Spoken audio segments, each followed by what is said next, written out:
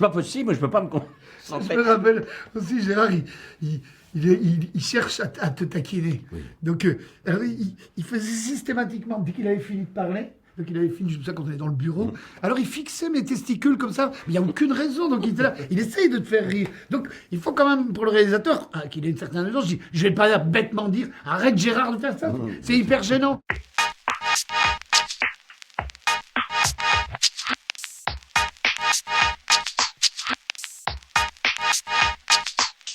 Oui, on a toujours été fan de Clouseau et de Blake Edwards. Blake Edwards, c'est vraiment un génie pour nous.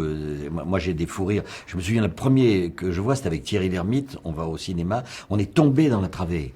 On est tombé dans la travée, on ne pouvait plus respirer. C'est-à-dire bon, Clouseau, enfin, Sellers, c'était un acteur totalement étourdissant. C'est-à-dire que c'est parce qu'il ne joue pas, il incarne. C'est-à-dire que incarner un con, c'est quand même quelque chose de fondamental, extraordinairement gratifiant pour le spectateur. C'est somptueux. Dans le premier Casino Royale, quand il a Capucine dans le lit, qui l'attend et qui fait simplement en chantonnant pour en s'enlever son peignoir qui ne va pas, il termine par terre en roulant en boule. C'est éblouissant.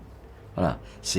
Donc c'est un hommage à ce genre de cinéma-là. C'était la volonté, de toute façon, qu'il y ait un bon rythme et qu'on retrouve toute cette époque, justement, où le rire était généré et immédiat.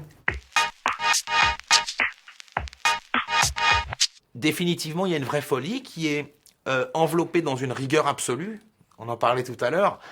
Ce savoir-faire d'exécuter quelque chose de fou, mais avec la plus grande droiture, le plus grand sérieux, c'est ça qui fait le truc.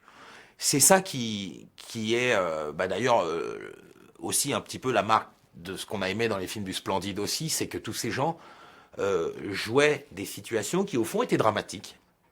Quand on pense au Père Noël est une ordure, c'est des situations dramatiques, c'est de la misère humaine et tout, donc sans du tout avoir la volonté de faire rire, et le rire sort de lui-même. Exactement. Ça, c'est aussi millimétré. Et c'est vrai que avec la pratique, moi, c'est quelque chose sur lequel je m'appuie énormément. On rigole des réactions, surtout dans les scènes de comique de situation.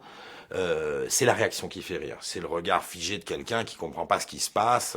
Et donc, en fait, tout est une affaire de timing. Et c'est intéressant de constater au montage que quand ces réactions n'interviennent pas au bon moment, ou suffisamment longtemps, ou peut-être trop, alors ça ne marche pas. On essaie surtout d'être dans le drame. Moi, je l'ai appris il y a longtemps, hein, que non. Faut rire, moi je suis super rieur, si tu veux, mais ça veut dire qu'on n'est pas dedans, pas assez. Voilà, il faut être dans son drame, dans le drame de son personnage, absolument. Moi, j'ai fait le dîner de cons et je me suis fait tacler rapidement par Weber en disant « Mais t'es pas dedans, c'est ton drame, il faut... » Et j'ai jamais ri, vraiment, l'équipe bouffait la moquette, se mordait pour pas rire, mais on n'a jamais ri. Christian était indulgent, le réalisateur aussi. On pouvait rire quand même. Et donc on n'était pas avec un dictateur qui nous hurlait dessus si on éclatait de rire.